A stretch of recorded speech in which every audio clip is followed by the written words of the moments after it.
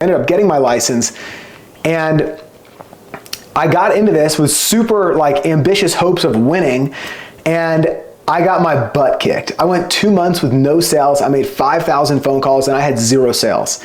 And you can imagine, like, a new agent, I don't know what your story's like, but if you go through that, like, a lot of times people are not coming out on the other end. And the only reason that I did is because I was just attached to this vision of like what this business could do for me. And I just kind of stayed in it, and I stayed working hard. And the thing that changed for me was I actually went all in. And so I ended up dropping out of college, stopped doing it part-time, and I took out a loan for $1,500, and I actually started selling.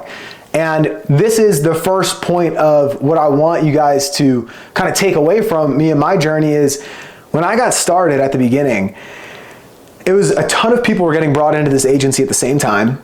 And basically I was like bottom of the leaderboard, and then my 3rd month in the business, I sold 3 deals. My 4th month in the business, I wrote 40,000 in production. And he called me and he was like, "Hey, you're the #1 producer." And I was just like, just happened to figure it out that month. And I was like, yeah, like, you know, what about it? We had a 3-hour phone call. And the reason I tell you guys that is because I put myself in a position to get invested in. I put myself in a position for the people above me that have already been there, done that, and won in business. Because everybody's always looking to pull the next wave of people up.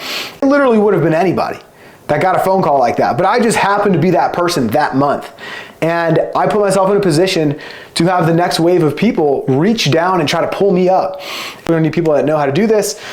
And he said, "I'm gonna develop you into a leader." And I was like, wow, this is so cool. So I stood out from the crowd and I put myself in a position to be successful.